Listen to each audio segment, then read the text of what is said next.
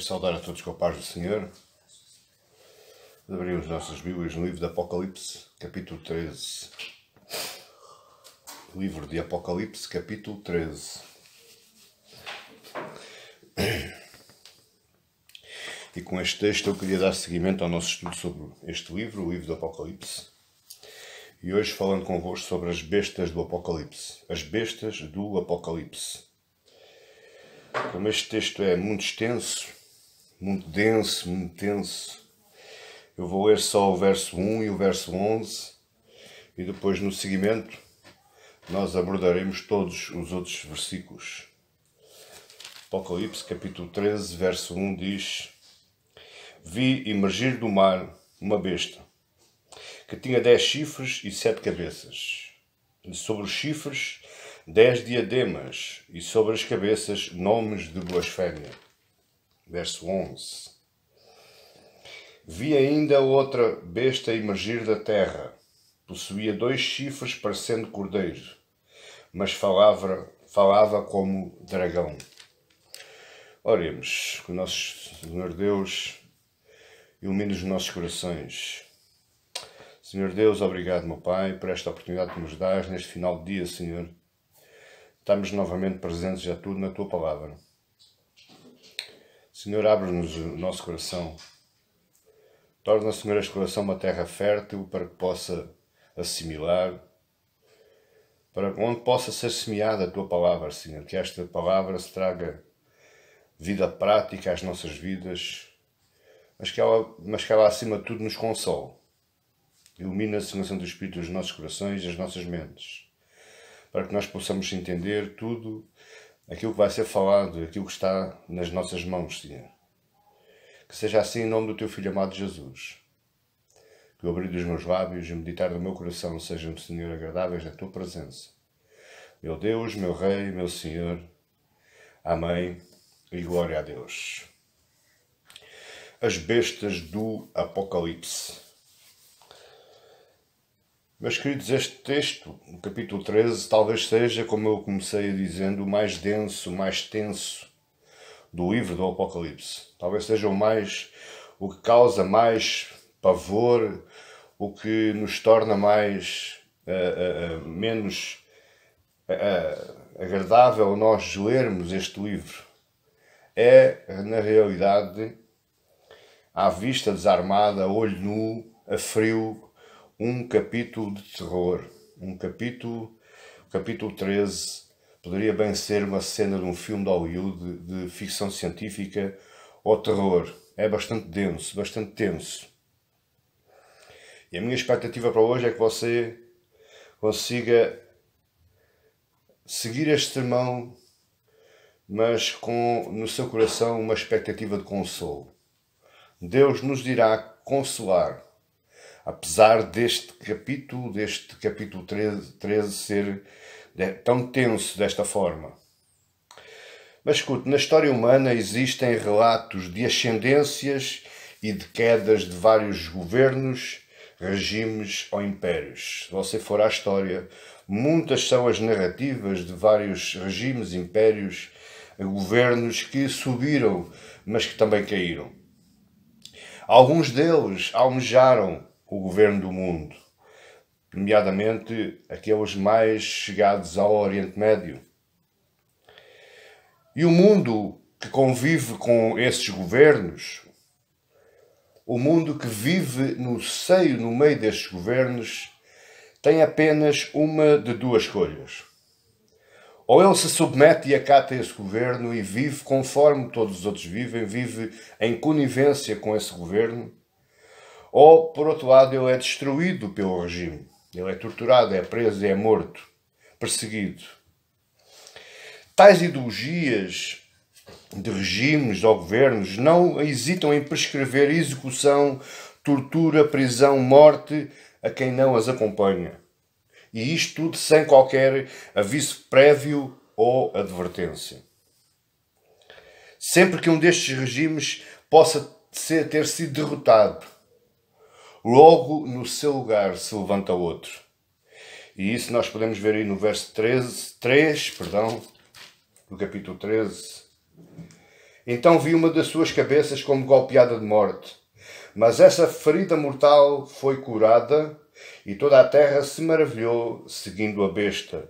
No verso 14 diz: seduz os que habitam sobre a terra por causa dos sinais que lhe foi dado executar diante da besta, dizendo aos que habitam sobre a terra que façam uma imagem à besta, aquela que ferida à espada sobreviveu. Ou seja, governos, regimes que caem, mas que logo após, ainda nas suas cinzas, se levanta outro. Essa é a nossa história. E se nós olharmos a partir do livro de Gênesis, nomeadamente lá no capítulo 10, dos versos 8 ao 14, se você tiver curiosidade, nós vemos o primeiro império que se levantou foi Nimrod. Até aos dias de hoje, a partir de Nimrod, lá em Gênesis 10, até aos dias de hoje, sempre o regime do mal imperou na nossa história e na nossa vida. Se você for à história, você vê grandes impérios das nossas... contemporaneamente a nós temos pelo menos 3, 4 impérios.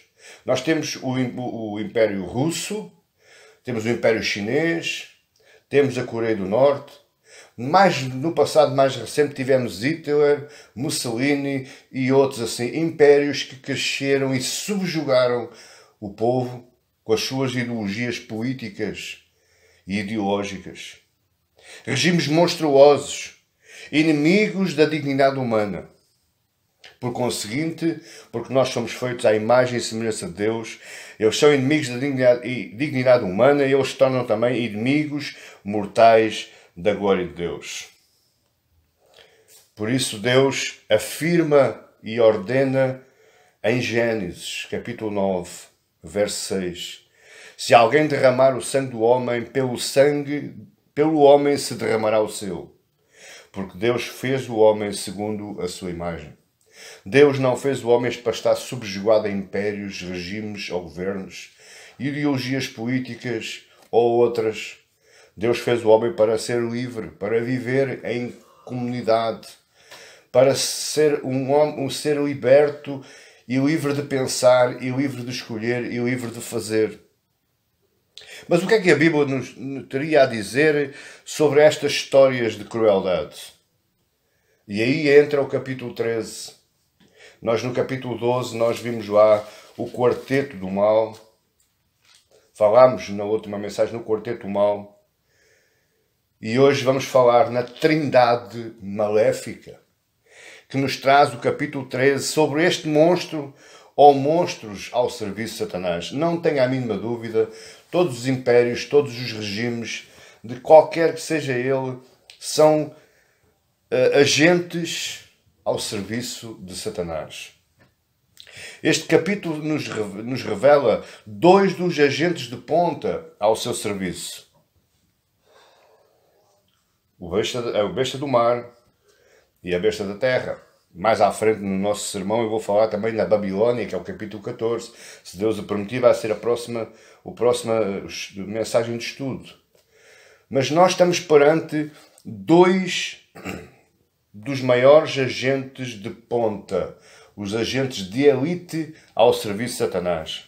Por isso Paulo nos afirma, e nós estamos a falar nos seres espirituais.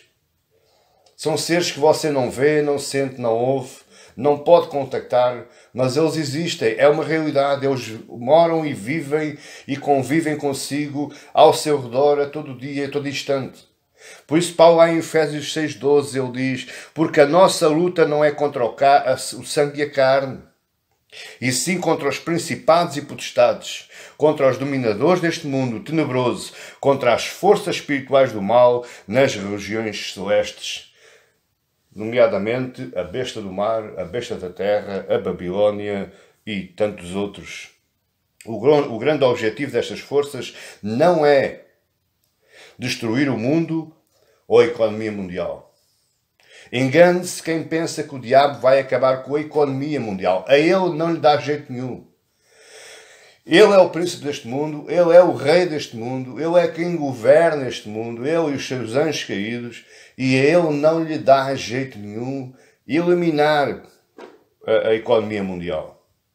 Até porque existem vários relatos e vários monumentos a uma seita denominada a Nova Ordem Mundial. É uma forma, é um agente ao serviço de Satanás. E a eles não lhes interessa acabar com a economia mundial. Antes, pelo contrário, a eles o que lhes interessa é subjugar a economia mundial a seu próprio favor. Então, qual é o objetivo destas forças? É destruir a igreja. É atrapalhar o plano de Deus na terra. Amada igreja, meus amados irmãos, compreendam uma coisa. O diabo não faz nada mais do que atrapalhar o plano de Deus. Fê-lo no jardim do Éden com Adão e Eva e continua fazendo. O único objetivo dele é fazer-se igual a Deus, ou parecer-se com Deus. E com isso ele tem que atrapalhar o plano eterno e divino de Deus, lá na eternidade, traçado lá na eternidade. Satanás começou atrapalhando o plano da criação de Deus e agora quer atrapalhar o plano da salvação de Deus, da redenção de Deus por Cristo Jesus. Esse é o objetivo. E o capítulo 13 nos responde pelo menos a 3 perguntas, muito normais no nosso meio. Como e quem são, a primeira pergunta, como e quem são os agentes do diabo? Segunda pergunta, como é que eles agem? Como é que é a forma deles atuarem?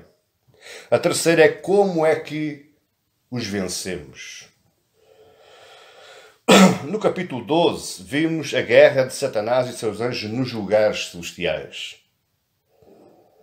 Lá no capítulo 12, verso 17, diz...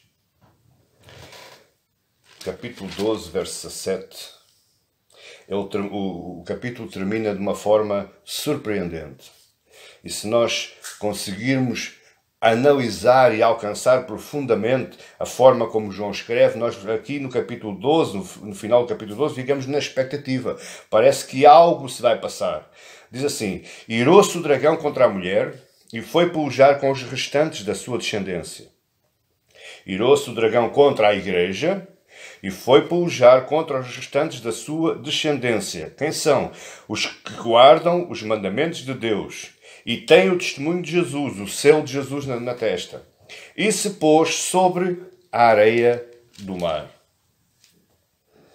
João vê uma areia. O capítulo 12, no verso 7, termina, mas dando a indicação de que algo se iria passar a seguir. João vê uma praia. João vê o dragão parado numa praia.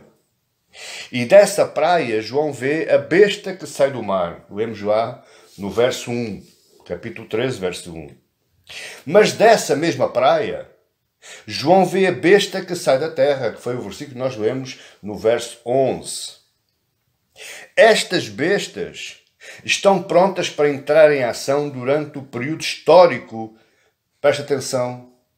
Durante o período histórico que estamos vivendo. Não vá naquela narrativa que Satanás irá ser preso e depois irá ser solto e depois governa por 1000 anos. Escute, isso são histórias, são fábulas, são histórias para criancinhas. Aquilo que se está passando aqui no Apocalipse 13 está-se passando desde que Jesus ascendeu aos céus. Nós vivemos este período histórico e estas bestas estão atuando durante o período histórico em que nós estamos vivendo. A era evangélica. Entre a primeira e a segunda vinda do Senhor.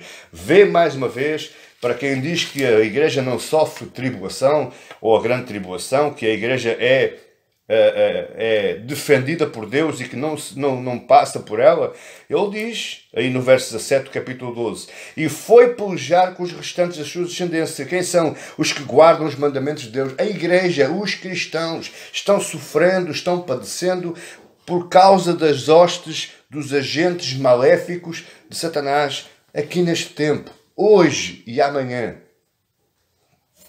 Por isso, Eu não tenho problema nenhum em afirmar aqui que a minha forma de interpretar o Apocalipse segue a linha teológica aminilista. Como bom reformado que eu sou. Eu não vou em continhos de fadas, eu não vou em arrebatamentos secretos, a Bíblia não me fala nisso, eu não vou em outras coisas, outras narrativas que se fala aí. Eu creio que a igreja está passando a grande tribulação. Um dia irá terminar, Jesus irá finalmente triunfar, a igreja será arrebatada com ele e todos viveremos felizes e adorando a Deus para todo o sempre, para toda a eternidade. É isso que eu creio. Se nós vimos aí no verso 5, João fala em 42 meses. No verso 5. Preferia arrogâncias e blasfémias e a autoridade para agir 42 meses. No capítulo 12, verso 6, João fala em 1260 dias. No capítulo 12, verso 14, João fala de tempos e metade de um tempo. Tudo isto nos leva a crer que isto é um tempo. São 3 anos e meio. Tanto os 42 meses, 1260 dias, tempos e metade de um tempo, são 3 anos e meio. Isto vem lá, já de trás, lá de Daniel. É o tempo entre a primeira vinda de Jesus e a segunda vinda de Jesus. É um tempo simbólico. É para nos dizer que não é um tempo curto, que é um tempo algo duradouro, mas que não é um tempo infinito. Ele vai acabar, ele vai terminar, é um tempo limitado. Portanto, suporte, igreja.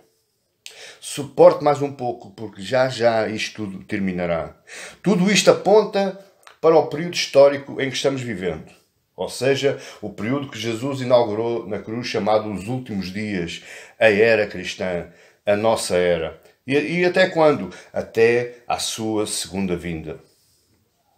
Além destas duas bestas, no verso 1 e no verso 11, o capítulo 2, conforme eu já tinha dito, ele nos revela um terceiro agente de Satanás. E isto forma aqui, veja como é que Satanás é ardiloso. Como é que Satanás tenta copiar, imitar a Deus. Deus tem a sua trindade, Pai, Filho e Espírito Santo.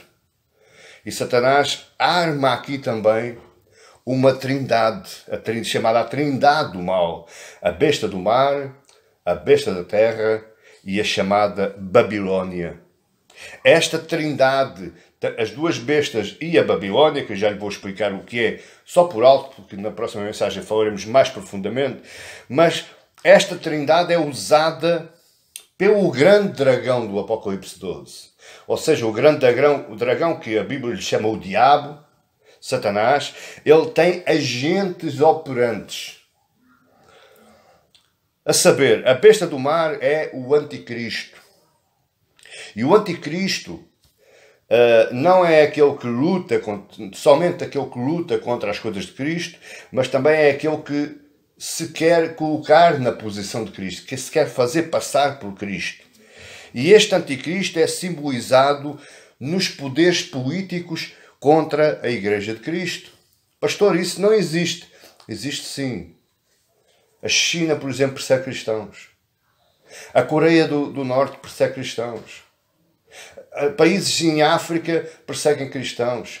Países árabes perseguem cristãos. São poderes políticos que perseguem, que a única finalidade deles é perseguir a Igreja de Cristo. Mas depois temos a outra gente que é a besta da terra. E esta aqui nos fala do falso profeta. Ou seja, falsas doutrinas, sedução espiritual, idolatria. E depois temos o terceiro agente, que é a Babilónia. E a Babilónia aqui é simbolizada na sedução do mundo. O presente século. Você quer mais sedução? Qual que existe aí? Você liga ao seu televisor, você liga ao seu computador e é N anúncios e publicidades para o tentar seduzir. A própria sua vida cotidiana o seduz. Você parece que se levanta da sua cama, quase que não dá um beijo aos seus filhos, sai para a rua para trabalhar só com um único objetivo: crescer na vida. ser algo mais na vida. Amanhã eu sou maior. Isso se chama sedução do mundo. Isso é atitude, por influência desta Babilónia. É a sedução e a inclinação dos homens aos prazeres do mundo. Você repare uma coisa, você pode me dizer assim, pastor, mas a prostituição sempre existiu. A prostituição é a profissão mais velha do mundo. Já lá nos primórdios da humanidade existia a prostituição, e é verdade. Nós lemos narrativas da Bíblia que falam de prostitutas. Lá, no iníciozinho. Mesmo antes de Noé. Mas eu faço-lhe uma pergunta. Naquele tempo havia drogas? Naquele tempo havia o consumismo desmesurado? Compra-se sem fazer falta? Compra-se só para ostentar que se tem? A ânsia do poder e do destaque? Isso havia tão fortemente como agora? Não. Isso foi crescendo com a história. Isso foi crescendo com o crescimento da população. Assim foi crescendo também a sedução do mundo, a influência do mundo no coração do ser humano. Mas temos a besta do mar. Verso 1. Quem é esta besta? Sobre esta besta, nós temos que observar 4 coisas. Primeiro, qual é a sua origem? Segundo, o seu perfil. Terceiro, a sua popularidade. E em quarto e último lugar, qual é o seu propósito? De onde vem esta besta? Verso 1 nos diz que ela vem do mar.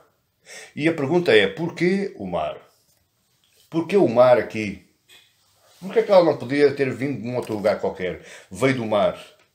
Porque o mar representa, biblicamente falando, o mar representa nações, governos, em revolta contra Deus. Lembrando que João estava na ilha de Patmos e escreve esta carta às 7 igrejas da Ásia Menor, aqueles cristãos que estavam sendo perseguidos, e ele escreve-a em forma figurada, muito alegórica, para que não pudesse ser compreendida pelo Império Romano. Ou seja, o Império Romano, quando leu esta carta, porque ele leu, mas quando ele leu esta carta, ele disse, João está doido. João está louco. Não, esqueçam isso. Pode circular a carta. Ficam todos doidinhos como ele. Porquê? Porque ele escreve em forma figurada. E então, quando ele escreve aqui mar, o povo que estava... que foi o povo destinatário desta carta, e nós hoje, o povo se lembrou das Escrituras Sagradas do Antigo Testamento. Lembrando que 70% do Apocalipse é Antigo Testamento. Então o povo se lembrou daquilo que já tinha ouvido e então fez a conciliação daquilo que estava acontecendo com as palavras de João, e ele aqui fala em mar. Porque o mar? Isaías 17:12 diz, ai do bramido dos grandes povos, que bramam como bramam os mares, e o rugido das nações que rugem como rugem as impetuosas águas. Rugirão as nações como rugem as muitas águas, mas Deus as repreenderá e fugirão para longe. Serão afoguentadas como a palha dos montes diante do vento e como o pó levado pelo tufão. Isaías está falando de reinos, de povos poderosos que subjugam outros povos. Mas ele continua ainda, o mesmo profeta, no capítulo 57, verso 20. Mas os perversos... Quem são os perversos? Os agentes do mal. Aqueles que se deixam subjugar pelo mal. Os seguidores de Satanás. Os perversos são como o mar agitado, que não se pode aquietar, cujas águas lançam de si lama e lodo. Apocalipse 17, no verso 15, nos diz ainda, falou-me ainda, as águas que viste, onde a meretriz da tal Babilónia está sentada, são povos, multidões, nações e línguas. Então esta besta Simboliza a perseguição de Satanás à Igreja através de governos e regimes, através de impérios, através de nações. Tudo isto termina com aquilo que eu chamei o nova ordem mundial, um novo governo mundial. Meu amada Igreja, capacite-se uma coisa. A América, China, umas partes da Europa, Médio Oriente, eles estão desejosos de formarem uma nação forte e única que governe todo o mundo. Uma nova ordem mundial. Uma nova política para toda a gente. Todos ficamos subjugados a uma mesma ideia política e ideológica.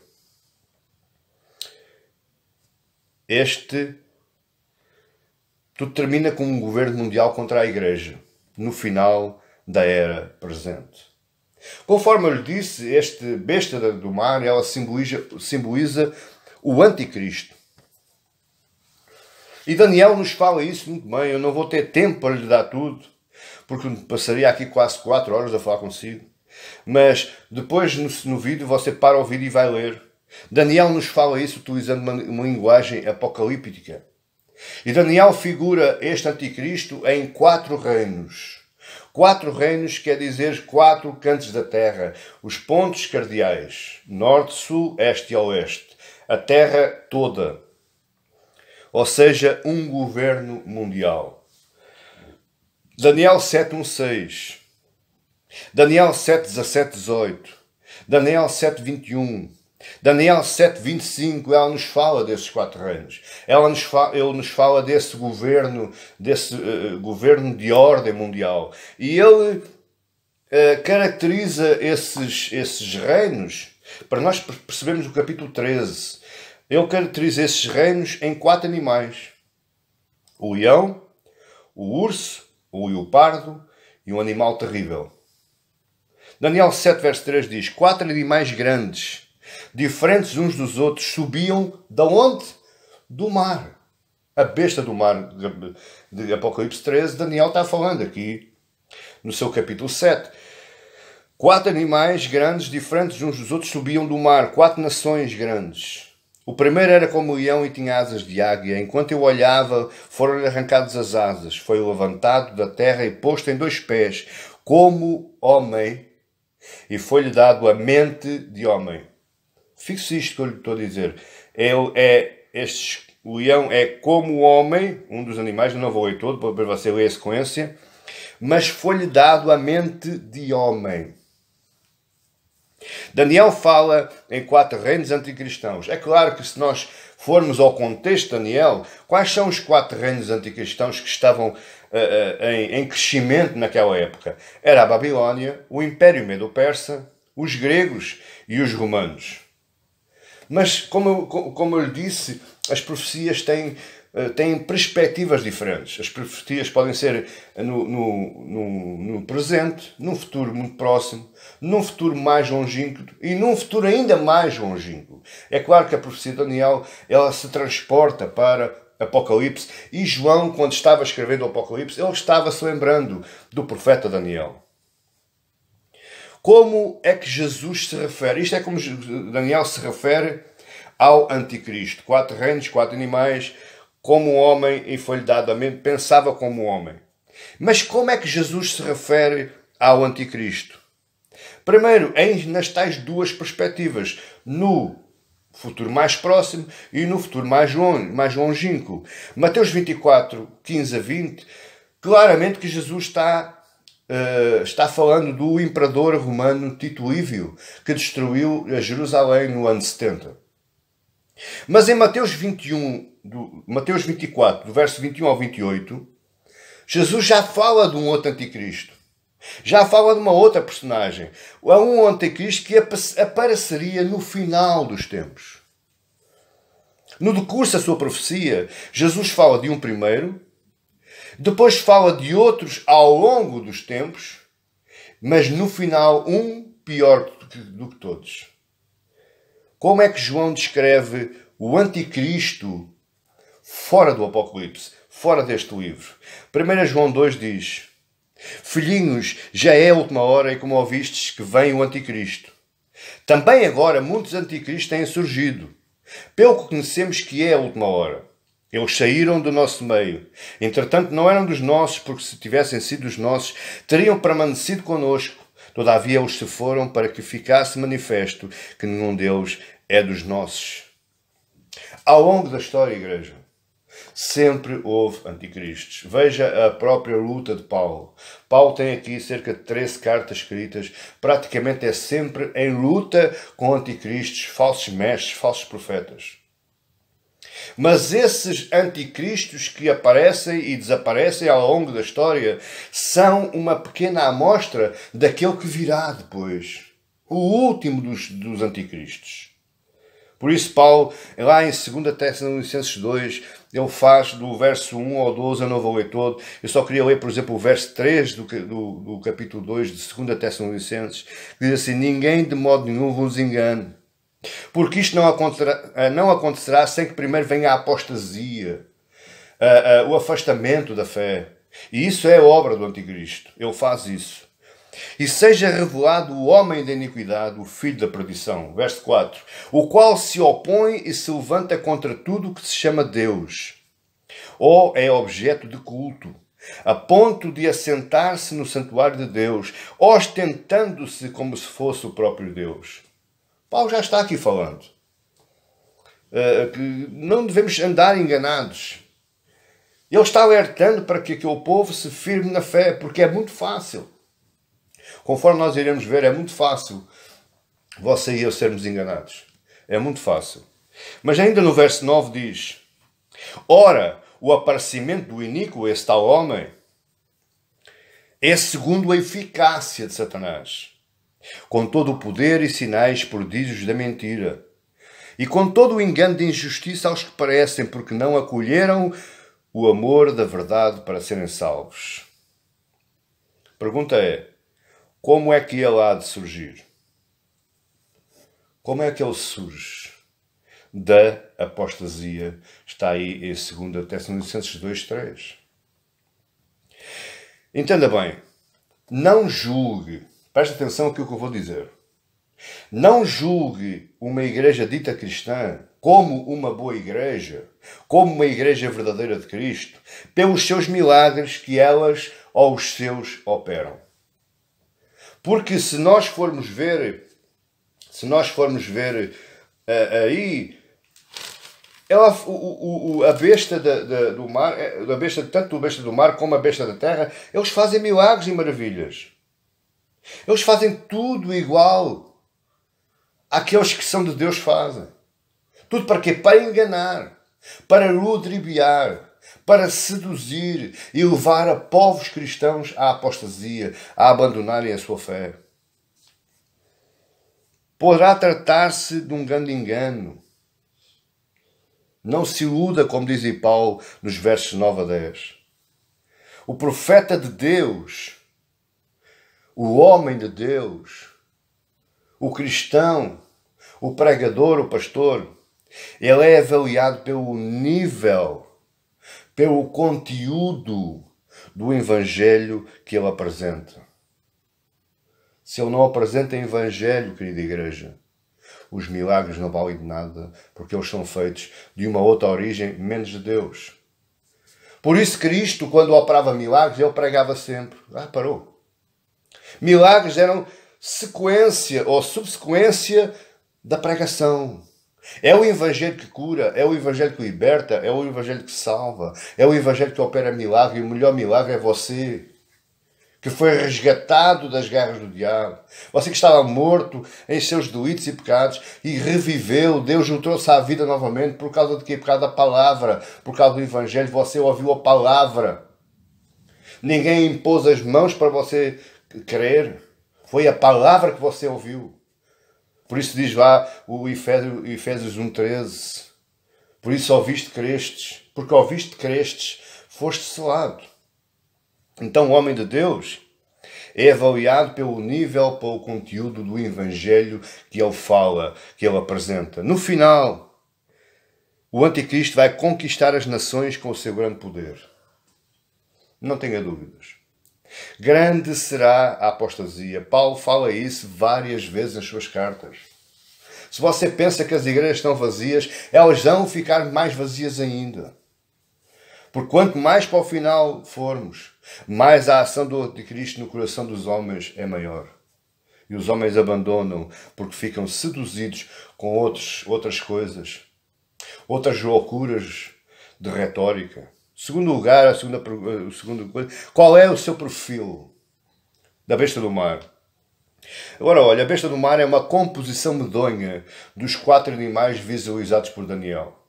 O leão, o urso, o leopardo e o outro animal terrível, tudo isto é a besta do mar. Tudo isto junto. É uma composição. E isto nos indica que todos os governos bárbaros da história da humanidade, até ao seu final. Se você lermos o verso 1 e 2, diz: vi emergir do mar uma besta que tinha 10 chifres, 7 cabeças, e sobre os chifres 10 diademas, e sobre as cabeças nomes de blasfémia. Verso 2. A besta que vi era semelhante a leopardo, com pés de urso e boca de leão. E deu-lhe o dragão o seu poder, o seu trono e a sua autoridade. Se você pensa que o diabo não tem autoridade, não tem poder, tem. O diabo é um ser poderoso, poderosíssimo. Mas ele ardilosamente, ele delega o seu poder, ele delega o seu trono, ele delega a sua autoridade a um agente que é a besta do mar, que por consequência nós entendemos que são governos, são nações poderosas, são impérios. E ele delega isto tudo neles.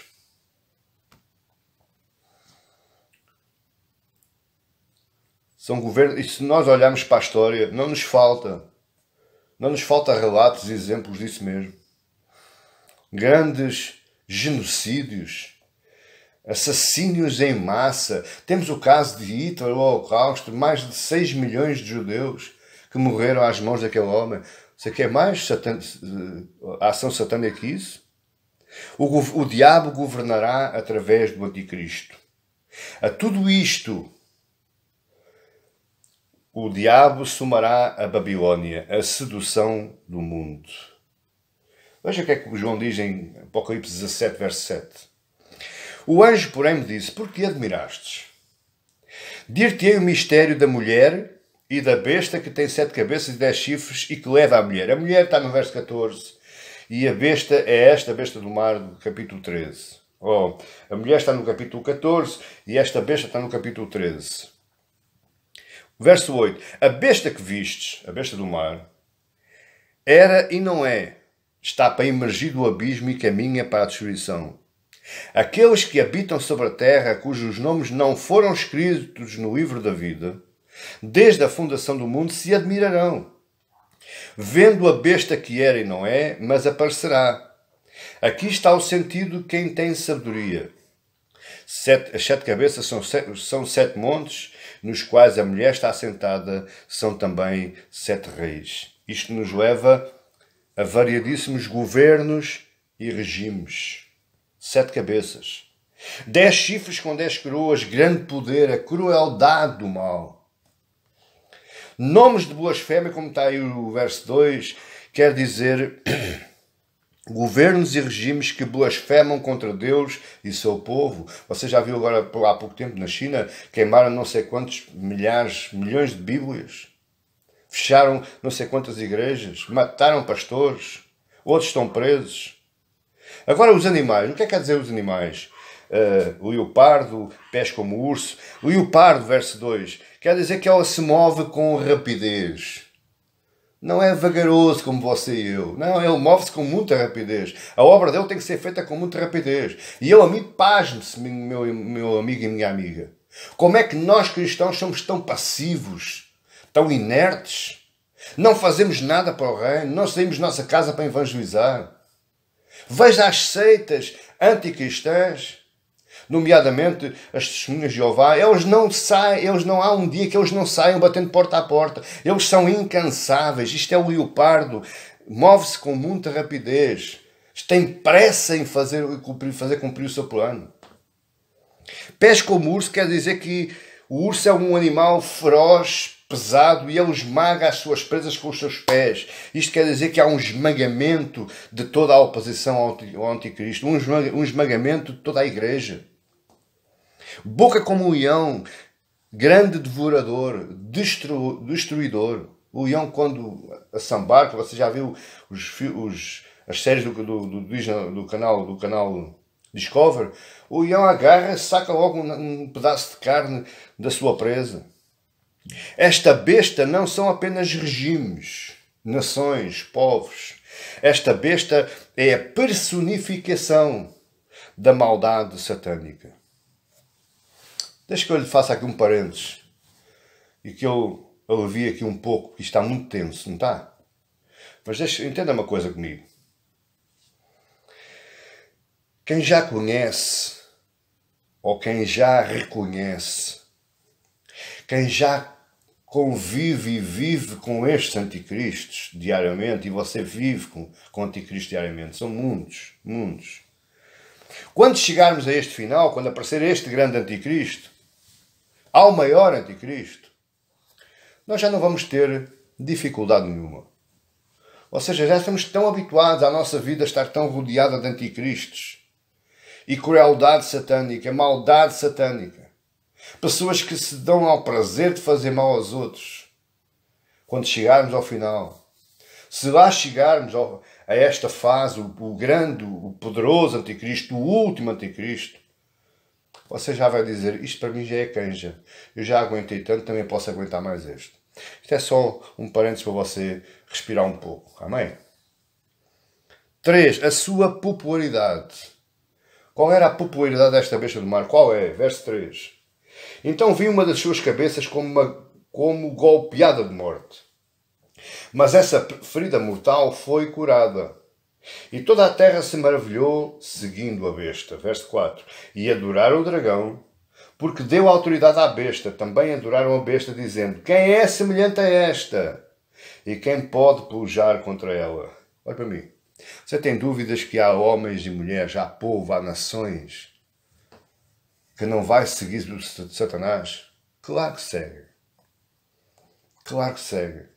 Está aí. Eles até aclamam a besta. Quem é semelhante à besta? Quem pode pelejar contra ela? Sempre que o anticristo aparece, ele encanta. Ele maravilha. E por conseguinte, ele arrebata seguidores para Satanás. Com o seu charme, ele leva povo consigo. Eu atrever-me-ia dizendo, se você quiser, perca um pouco de tempo.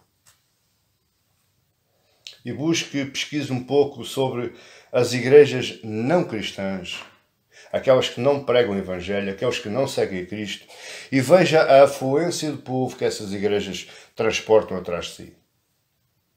Tire essa dúvida.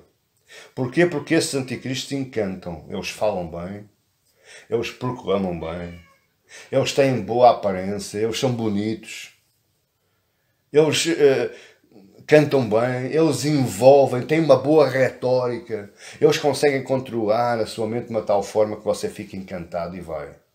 Segue com ele. As nações exaltam o poder do anticristo através de Satanás. Por isso é que existem momentos na nossa história em que o povo acha ou irá achar que está tudo perdido. Existe e vão existir momentos na nossa história que nós dizemos, Deus perdeu. Cristo caiu. Não há salvação. Tudo não passa de uma fábula, um conto de histórias. Mas eu quero dizer uma coisa esta noite. O povo de Deus e Deus não vão desfalecer. A vitória final está guardada. Por isso Jesus diz em Apocalipse várias vezes, aquele que vencer.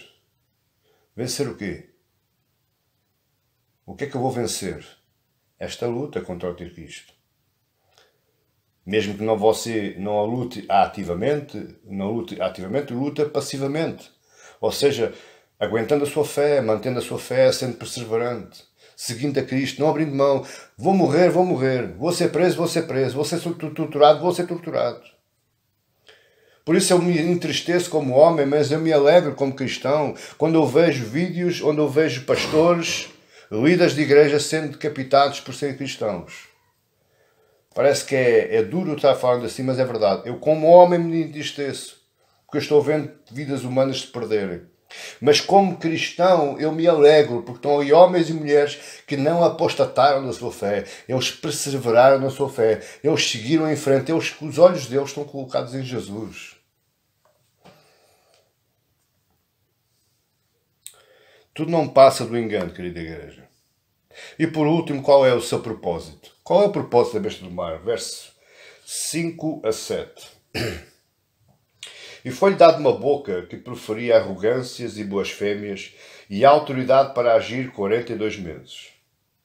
E abriu a boca em blasfémias contra Deus para difamar o nome e difamar o tabernáculo, a saber, os que habitam no céu. E foi-lhe dado também que pelejasse contra os santos e os vencesse. Deu-se-lhe ainda a autoridade sobre cada tribo, povo, língua e nação. Você viu o que é que você leu? E foi-lhe dada a autoridade. E foi-lhe dado também que pelejasse contra os santos e os vencesse. Essa coisa de dizer que sou mais que vencedor, sou todo poderoso, Deus é comigo, nada me chega, acho que aqui não está bem enquadrado. Porque a besta do mar peleja contra os santos e os vence.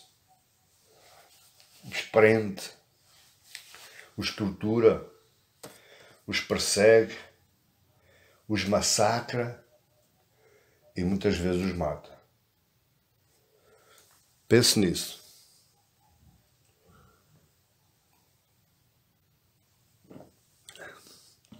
A religião cristã não é uma equipa de autorafilismo,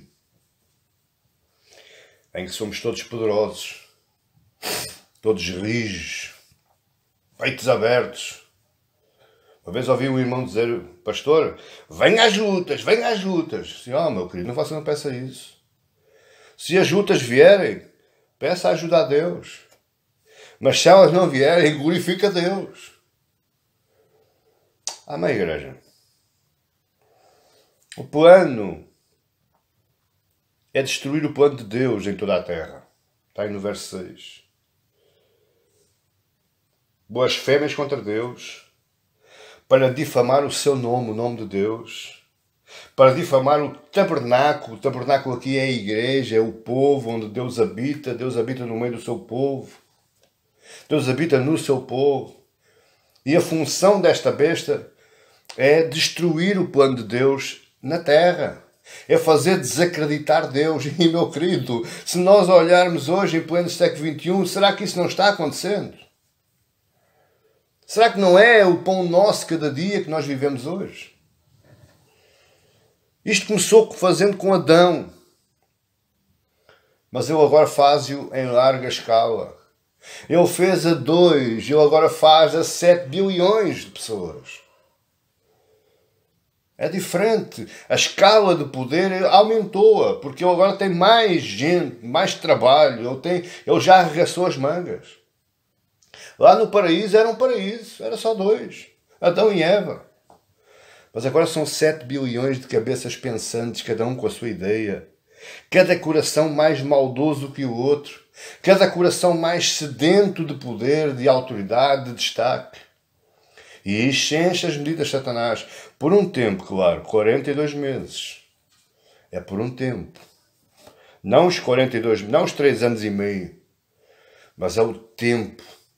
Este tempo que Deus deu para que a igreja se consolidasse. Para que os vencedores se destacassem. Aqueles que não apostam da fé, aqueles que ficam firmes. Aqueles que dizem que para mim o viver é Cristo e morrer é lucro.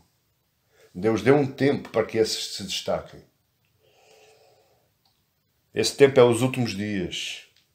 É o período da grande tribulação da igreja. É o nosso tempo. Ele quer tomar o lugar de Deus. Quando nós cantamos, grandioso és tu, Senhor, o que o diabo queria ouvir é quem é semelhante à besta. Enquanto os cristãos cantam, grandioso és tu, os outros cantam, quem é semelhante a esta besta. Quem pode com ela, quem é maior. Mas a seguir temos esta besta, a besta do mar, que é o anticristo. Mas a seguir temos a besta da terra, e está aí dos versos 11 ao 18. Entenda bem, a besta do mar tem todo o seu sucesso, ou seja, as nações, os povos, o anticristo através dos povos. Ele tem todo o seu sucesso, ou por outras palavras, o seu sucesso está fundamentado na besta da terra. A primeira besta, a besta do mar, sai da revolta dos homens contra Deus, se organizando como nação, ou politicamente, ou filosoficamente, ou ideologicamente. Esta é a besta do mar, ela sai da revolta dos homens contra Deus. Não é difícil nós percebermos, o homem sempre se revoltou contra Deus. Aliás, você e eu não estávamos aqui se não fosse a ação direta de Deus. Porque nós nascemos no ventre das nossas mães já revoltados contra Deus. Inimigos de Deus. E existe uma ação do Espírito Santo em que nos tira essa escama, essa coraça maléfica e nos torna homens com coração de carne, adoradores de Deus. Uns fazem a guerra e os outros governam. É o caso da besta da terra, ou da besta do mar e a besta da terra. A besta do mar faz a guerra, a besta da terra governa os despojos dessa mesma guerra. A segunda, a besta do mar, ela sai da criação que os homens produzem através das suas ideias. Por isso é que Daniel diz, é parecido a um homem e tem cabeça que pensa. Esta besta da terra é pensante, é as ideias, é as filosofias, é as ideologias, é os partidarismos, é os clubismos. Isto é a besta da terra. E elas produzem ideias próprias, suas, sobre a sua própria verdade. Se não o fizer entender, eu vou lhe dizer, Deus tem uma verdade, mas Satanás produziu uma outra verdade contrária à verdade de Deus. Para você entender, a besta do mar é a mão operante, é o operário do dragão, do diabo. É o anticristo. O anticristo é o operário. É daquele que opera. A besta da terra é a mente pensante do dragão. Ou seja, o falso profeta. Falsas ideologias, falsas doutrinas, falsos ensinamentos, falsas filosofias. Esta é a besta da terra. A cabeça pensante do diabo. Você já viu como o diabo é ardiloso? Você vai dizer para o diabo, está amarrado, está destruído, está com a cabeça pisada. Está nada, querido. Deixe-se disso. Você é um tolo. O diabo tem força, tem poder de nações. E o diabo tem cabeça pensante de nações. Muitas cabeças a pensar ao mesmo tempo. Você já viu? Como é que eu chego a esta conclusão? Que a besta do mar é a mão operante, que a besta da terra é a cabeça pensante. Tiago 3 diz, quem entre vós é sábio e inteligente? Mostrem mansidão de sabedoria, mediante com digno proceder as suas obras. Se pelo contrário tendes em vosso coração, agora repare, se pelo contrário tendes em vosso coração inveja amargurada e sentimento faccioso, nem vos glorieis disso, nem mintais contra a verdade. Esta não é a sabedoria que desce lá do alto. Antes é terrena, animal e demoníaca. Então, olhe para mim. Se você tem um coração cheio de inveja, cheio de cobiça, cheio de maldade, cheio de mentira, com sentimento faccioso, não tenha dúvida nenhuma que essa sabedoria não é do alto. É terrena, é animal, é satânica. Pois onde há inveja, verso 16, e sentimento faccioso, aí há confusão e toda a espécie de coisas ruins. A sabedoria que porém lá do alto é primeiramente pura, pacífica, indulgente, tratável, plena de misericórdia e de bons frutos, imparcial e sem fingimento. Veja o contraste. Existem duas sabedorias, sim, mas uma é terrena, outra é dos céus. E ambas produzem frutos diferentes. Uma produz maldade, outra produz misericórdia, bons frutos e amor. Para que você fique a pensar hoje, algo que eu publiquei na minha página hoje. A nossa mão sempre segue e faz aquilo que a nossa cabeça pensa. Pastor, não percebi. Você coça o seu ouvido porque primeiro a sua cabeça pensou. A mão não pensa, a mão opera, a mão faz somente. A cabeça manda a mão fazer. Assim é a besta da terra e a besta do mar. A besta do mar só opera, mas só opera aquilo que a besta da terra manda fazer. A cabeça é pensante. Apocalipse 9:20 diz: mas a besta foi aprisionada e com ela o falso profeta, que com os sinais feitos diante dela seduziu aqueles que receberam a marca da besta e eram os adoradores da sua imagem. Os dois foram lançados vivos dentro do lago que arde, dentro do lago do fogo que arde com enxofre. Meu querido, essa é a nossa alegria. Eu já estou aqui tremendo de alegria. Porque ao longo da história ele está fazendo, ao longo da história ele está operando. Está operando porquê? Porque Deus deixou. É plano de Deus. Pastor, isso não é um plano certo. Escute, falo com Deus. Isso é plano de Deus. Tudo o que está acontecendo, nada passa ao lado de Deus. Ele controla até os cabelos da sua cabeça. Mas uma coisa eu sei e isso me deixa feliz. E isso me faz caminhar mais à frente. Isso me faz permanecer, embora eu possa ser preso, torturado e morto. Porque eu sei que no final, na declaração pública da vitória total e definitiva de Cristo, todas as bestas, todos os dragões, todos estes animais vão ser lançados no lago do fogo que arde com enxofre. O anticristo e o falso profeta também. A besta da terra simboliza a falsa religião, a falsa filosofia. E o seu objetivo é fazer prosperar a vontade do dragão. Ambas trabalham em função do dragão. A pergunta é, como é que esta besta opera? Primeiro, e presta atenção agora a esta parte, porque é muito importante aquilo que nós vamos falando. Eu não me canso de alertar quando eu vejo que estão pregando um falso evangelho. Eu não consigo calar. Já perdi muitos amigos por causa disso. Já perdi por muitas posições por causa disso, mas eu não estou para aí muito importado com isso. O que eu quero é ver o evangelho de Cristo ser pregado como ele é. Não adulterado, não falsificado, mas como ele é, puro, genuíno. Como é que a besta da terra opera? Sabendo que a besta da terra é o falso profeta. Ela engana pela capa, mas se revela pelo conteúdo. Não percebi, pastor. Vamos ler, verso 11. A besta que emerge da terra. Vi ainda outra besta emergir da terra. Agora olhe. Possuía 2 chifres, parecendo um cordeirinho. Parecendo um cordeiro. A besta da terra parecia um cordeiro. Mansinho, meiguinho, com um pelozinho branco. Oh, que maravilha de bichinho ali. Tão mansinho, tão bom, tão bonito. Ele parecia um cordeiro. Vírgula. Mas o quê? Mas falava como dragão. Portanto, ele engana pela capa. Ele parece, mas ele não é. Parecendo um cordeiro,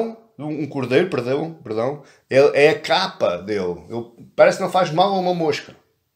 Mas quando abre a sua boca, quando fala, é como boca de dragão. Por isso, Paulo fala a Timóteo, alerta a Timóteo, por causa destes falsos profetas, destes enganadores. 1 Timóteo 4 ele diz: ora, o Espírito afirma expressamente que nos últimos tempos alguns apostatarão da fé, abandonam a fé. Por que é que eles abandonam a fé? É curioso nós observarmos isso. Por que é que o homem abandona a fé cristã? Por obedecerem a espíritos enganadores e a ensinos de demónios. Pela hipocrisia dos que falam mentiras e que têm cauterizada a própria consciência. É por causa disso é que o povo apóstata da fé. Abandona a Cristo. Por causa dos espíritos enganadores e dos ensinos de demónios. Falsas doutrinas, falsas profecias, enganos, mentiras, evangelhos adulterados. Prometer aquilo que Deus não promete e esconder as promessas de Deus. Por falarem quando Deus está calado e calarem-se quando Deus fala. Falsos profetas levam à apostasia, ao abandono. Eu nunca vi, querida igreja, em quase 35 anos de crente, eu nunca vi as igrejas tão vazias como hoje. Porque fala-se um falso evangelho? Não. Curiosamente, as igrejas que falam a palavra verdadeira são aquelas que são vazias. Porque a palavra verdadeira não é apaixonante, não cativa, não move. Não demove as pessoas. Agora, aquelas palavras, teologias da prosperidade, você é um campeão, você vai ter rodos de dinheiro, você vai ser riquíssimo, isso agrada ao povo. Mas são espíritos enganadores. São doutrinas satânicas. Você não merece estar doente, você tem que ser curado. Oh, querido, eu só entre ontem e hoje, as notícias que eu tive no meu Facebook, pelo menos foram 12 pastores que morreram com doença Covid. Então, Paulo estava doente. Paulo era um homem doente. Por que é que ele não se curou ele próprio? Paulo não curou Timóteo e mandou beber um copo de vinho com água. Paulo não curou a Pafrodito. Então, ele não tinha fé? Que coisa. Confuso, não é? O que ele não tinha era a abertura para espíritos enganadores. O que ele não falava era ensinos de demónios. O que ele não era hipócrita, falando mentira e tendo cauterizada a própria consciência. Esses homens, meus queridos, esses homens que falam mentira, esses falsos pastores, falsos profetas, falsos professores, falsos mestres, eles não têm consciência. Eles têm a sua consciência cauterizada. Não há consciência para eles. Se estão a fazer bem, se estão a fazer mal, para eles não importa. O que importa é fazer aquilo que têm que fazer para terem os frutos que têm que ter. Isso é que lhes importa. Todo pastor ou cristão que fala doutrinas da terra, doutrinas terrenas, pode até parecer um cordeiro, mas tem boca de dragão. Não tenha dúvidas. O verdadeiro cristão vive e convive com o conteúdo do Evangelho e não com a capa do pregador. Não vá em pastores com pele de borrego, mas que lá no fundo, por baixo da capa, são verdadeiros lobos devoradores. E existe tanto aí disso. Nós devemos entender bem que o diabo é mestre de capa. Ele é mestre em usar a capa. Veja como é que ele enganou Adão e Eva. Quer uma capa melhor que aquela? Ele não foi dizer nada. Ele, com aquele andamento, com aquela narrativa dele, toda meiguinha, toda apaixonante, ele levou-os a pecar. Ele faz isso hoje ainda. É assim que ele faz. O diabo não lhe aparece com aquele fato vermelho, com os chifres, com aquela tridente na mão a lançar fogo. Não, o diabo não lhe aparece assim. O diabo aparece-lhe e fala com aquilo que você quer ouvir. Com aquilo que você precisa de ouvir. Ou que pensa que precisa de ouvir. Jogue fora. Lance fora. Fuja. Segundo lugar, a besta da terra engana pelo poder, mas se revela pelo procedimento. Verso 12. Exerce toda a autoridade da primeira besta na sua presença. Faz com que a terra e os seus habitantes adorem a primeira besta, cuja ferida mortal fora curada. Também opera grandes milagres, de maneira que até fogo do céu faz descer à terra diante dos homens. Seduz os que habitam sobre a terra por causa dos sinais que lhe foi dado executar diante da besta, dizendo aos que habitam sobre a terra que façam uma imagem à besta, aquela que ferida à espada sobreviveu. E foi-lhe dado comunicar fogo à imagem da besta, para que não só a imagem falasse, como ainda fizesse morrer quantos não adorassem a imagem da besta. A todos os pequenos e os grandes, os ricos e os pobres, os livres e os escravos, faz que lhes seja dada certa marca na mão direita ou sobre a fronte, para que ninguém possa comprar ou vender, senão aquele que tem a marca, ou o nome da besta, ou o número do seu nome. Ela mostra o seu poder pelo seu procedimento. Ela leva o povo a adorar a primeira besta, a besta do mar, o anticristo. O falso profeta faz isso. Leva o povo a adorar. Essa é a posição, é a missão do falso profeta. E qual é o seu procedimento? Primeiro, ela ordena, é autoritária. Ela não pede, ela não aconselha, ela ordena, verso 14. Façam uma imagem. E não só ordena, como ela também exige, verso 15. Agora, adorem a imagem. E ainda subjuga. Quem não adorar a imagem, quem não tiver a marca ou o nome da besta ou o número do seu nome, não compra e não vende, não come, morre. Os falsos profetas sempre vão incitar os homens à idolatria. Idolatria de vários tipos. Idolatria, esqueça que não é só adorar as imagenzinhas já na Igreja Católica. Você, quando ama o seu carro, você está a idolatrar o seu carro. Você, quando ama o seu emprego, você está a idolatrar o seu emprego. Você, quando ama o seu dinheiro, você está a idolatrar o seu dinheiro. Portanto, é de vários tipos de idolatria que existem. E o materialismo, o consumismo, é um outro tipo de idolatria. Ah, pastor, não sabia, mas eu estou-lhe a dizer agora. Quando você ama o consumismo, com uma roupa que saiu agora nova da moda, você tem que adquirir, isso é consumismo. Se você for ao seu guarda-fato, você não tem necessidade nenhuma dessa peça de roupa. Poderia usar esse dinheiro em função do Evangelho, ajudando quem tem fome, quem tem frio, quem tem sede, quem não tem roupa, quem não tem um abrigo para dormir à noite. Mas não, você quer a peça de roupa. Quer o fato da Armani ou da Gucci. Aquela mala que saiu lá. O perfume Chanel 5, a última moda. Isso é consumismo, isso é idolatria. Isso é incitação dos falsos profetas. Quando falo aqui falso profeta, não é só falar o Evangelho. Porque existe aí muito camarada e muita camarada aí na televisão, são falsos profetas, porque eles falam politicamente incitando povos a fazer coisas que eles não querem fazer e que não deveriam fazer. Isso é falso profeta também. Isso é a ação da besta da terra. Caso você não faça isso, caso você seja contra, eles o condenam, o prendem, o torturam, o matam. O nosso mundo atual está carregado disso. Carregado disso. Como é que eu venço esta besta? Pastor, como é que eu posso vencer desta besta? E eu faço a explicação com uma pergunta. Está aí no verso 8. O seu nome está escrito no livro da vida. Você tem a certeza? Você tem a certeza que já é salvo?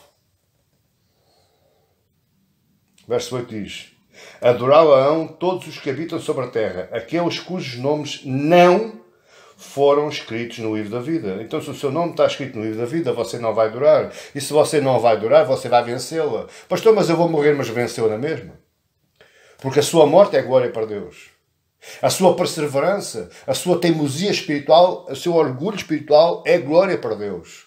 É glória para Cristo. Você vence-o. Mesmo até através da sua morte. Mas a única coisa que você não pode fazer é adorá-la. É seguir esses ensinamentos. É desfalecer, baixar os braços. Viva pela fé, querido. Viva pela fé, querida. O próprio autor do Apocalipse, João, o apóstolo, o velhinho João, escreve lá na sua primeira carta de João, capítulo 5, verso 4, diz assim: porque todo aquele que é nascido de Deus vence o mundo.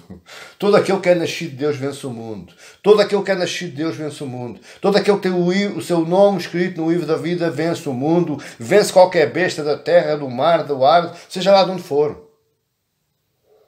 E esta é a vitória que vence o mundo. Qual é? A nossa fé. Não é a fé propagandista, a fé poderosa, a fé dos milagres extraordinários. Não, é a fé da confiança em Deus. Quando você confia em Deus é porque você tem fé. Esta é a nossa fé, a fé que vence o mundo. Verso 5. Quem é que vence o mundo, senão aquele que crê ser Jesus, o Filho de Deus? Declare diante de todos os poderes do mal que Cristo Jesus é o seu Senhor. Verso 9. Se alguém tem ouvidos, ouça. Se alguém leva para cativeiro vai. Se alguém matar à espada, necessário é que seja morto à espada. Aqui está a perseverança e a fidelidade dos santos. Meu querido, mais português, mais clarinho, mais explícito que isto eu não consigo. Se você vai preso, vai. Se você vai ser morto, vai.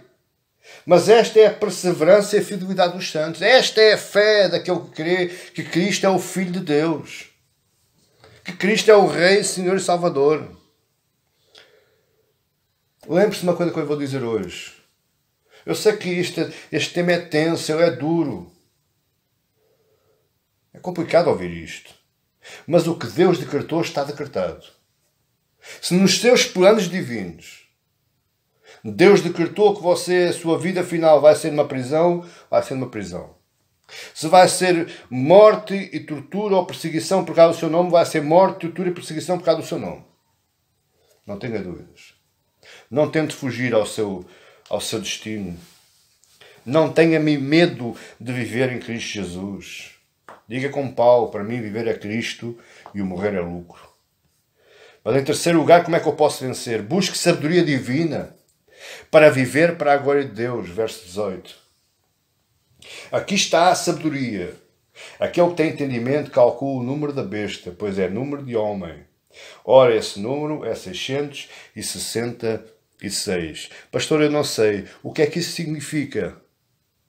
Quando alguém ou algo é marcado, passa a ser propriedade de quem marcou. Por outras palavras, você entender, o gado é marcado com a marca do seu produtor, do seu dono, do seu proprietário. Eles levam aquela marca, todo mundo olha para aquela marca na nádega do animal e sabem, aquele animal é de fulano tal. Nas nossas vidas diárias, nós também somos marcados. Somos, pastor, somos. Você trabalha numa firma, não tem um número de operário. Tem, pastor. Então você está marcado com o número desta empresa. Você tem exclusividade laboral com essa empresa, porque vocês têm esse número da empresa. Isto é uma marca. O cristão, ele recebeu também uma marca. O selo de Deus, o selo do Espírito. O cristão tem a marca de Deus.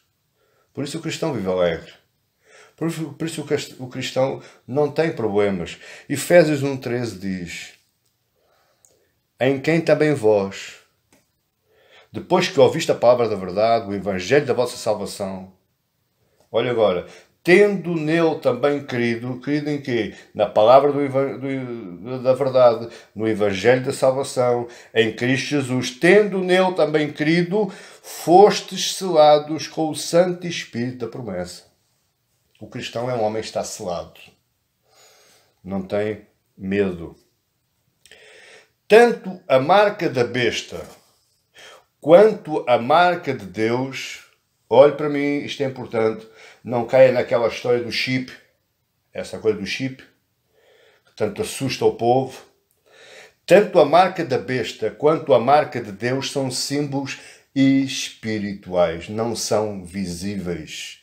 O selo do Espírito está gravado no nosso coração, como diz lá Ezequiel, vos tirarei o coração de carne e vos colocarei, terei um coração de pedra e vos colocarei um coração de carne. É a marca do Espírito Santo de Deus no nosso coração. Você não vê, ninguém pode ver, não há aparelho de raio-x que possa ver essa marca. Isso é uma marca espiritual. A marca da besta é também espiritual. Apenas e só o mundo espiritual sabe se um é da besta, se outro é de Deus. O homem comum não consegue observar isso. Portanto, não vá pela conversa do chip. Se vão meter um chip na sua mão para você não utilizar cartões, olha, maravilha, maravilha. É bom eu ter na minha mão ao menos assim as coisas à carteira, não me roubo, não perco cartões, não faço nada. É só mostrar a mão. Qual é o problema? Isso é doidice, tuíce, maluquice de certos pregadores e certas ideologias. As marcas da besta e de Deus não são visíveis, são espirituais. Portanto, é para meter chip, deixa lá meter o chip. Não se preocupe. A marca do Espírito, o selo do Espírito, é visto na vida de alguém pelo fruto do Espírito que ela produz. Se você produz fruto do Espírito, amor, mansidão, paz, longanimidade, benignidade, alegria, gozo, esse fruto do Espírito, se você os produz, então é sinal que você, é a única modo de ver que você é selado pelo Espírito Santo. A marca da besta é visto na vida de alguém pela forma como ela age e como é que ela pensa. Pastor, mas que coisa! Então, mas que diferença é essa? Porque aqui no verso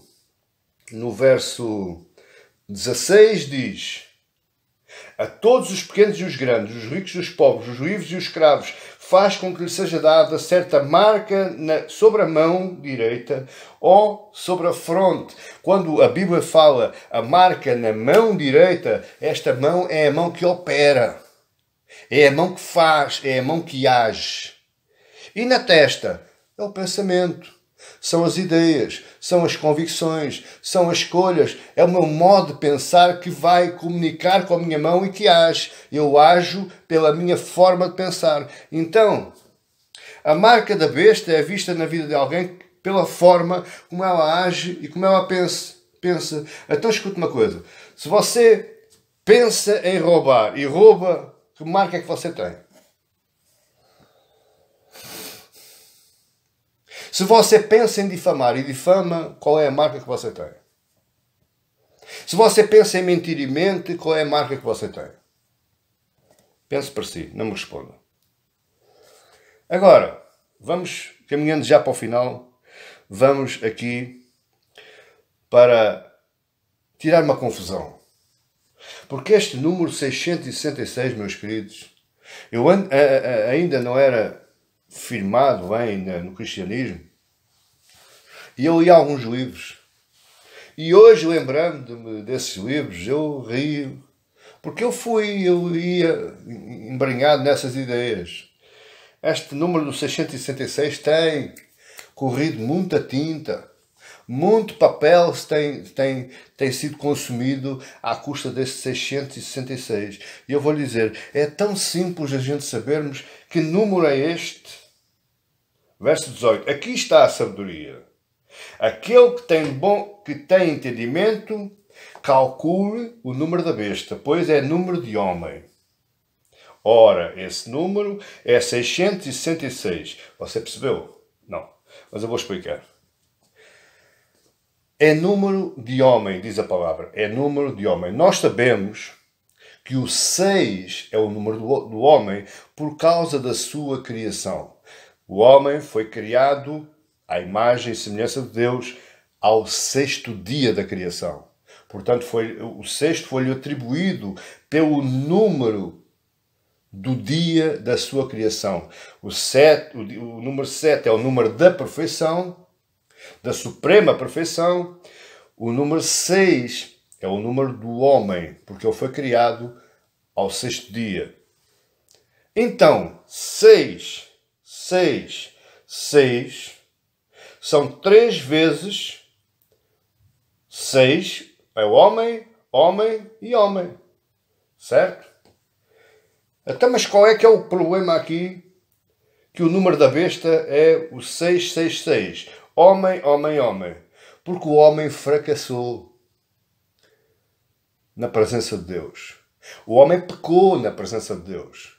O homem foi destituído da sua posição do jardim do Éden e foi julgado na terra, e com ele, com esse pecado, entrou a morte no homem. Entrou a morte no mundo. Portanto, o homem fracassou. Ora, 666 é fracasso, mais fracasso e mais fracasso. Depravação total. O homem não é nada. 6 por 3 vezes, fracasso por 3 vezes.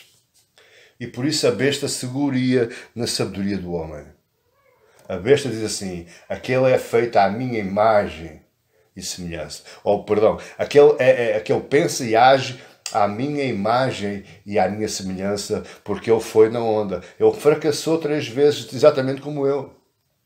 Também como eu fracassei. A besta seguria na sabedoria do homem. 666 não é nada mais, nada menos do que a depravação total no coração do homem. O mundo está podre, está imundo, o mundo é hostil, miserável e só vai servir para ser destruído, meu querido. Por isso é que a Bíblia diz que os céus e a terra passarão, vão ser destruídas. Nada disto se vai aproveitar, nada. Tudo vai ser feito de novo. Todos os que buscam a glória de homem têm o número da besta. Todos os que buscam a própria glória aqui têm a marca e o número da besta. 666. 666. Por isso, o mesmo João, no seu Evangelho, no capítulo 5, diz assim, de Jesus a falar. Verso 41 ao 44. Eu não aceito glória que vem dos homens. Sei, entretanto, que não tendes em vós o amor de Deus.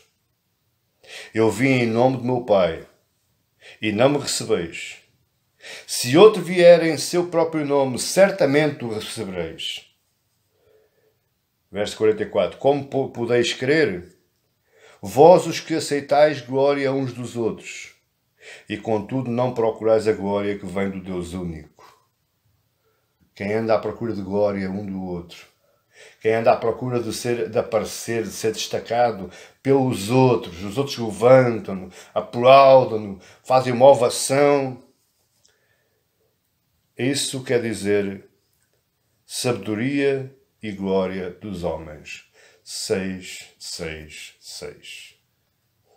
Pensam como o mundo e agem como o mundo. Que Deus nos livre e guarde em sua misericórdia. Que Deus nos livre e guarde de cairmos nesta tentação de aspirarmos glória, de querermos glória. Se existe alguma glória que você deve aspirar, é a glória do Evangelho.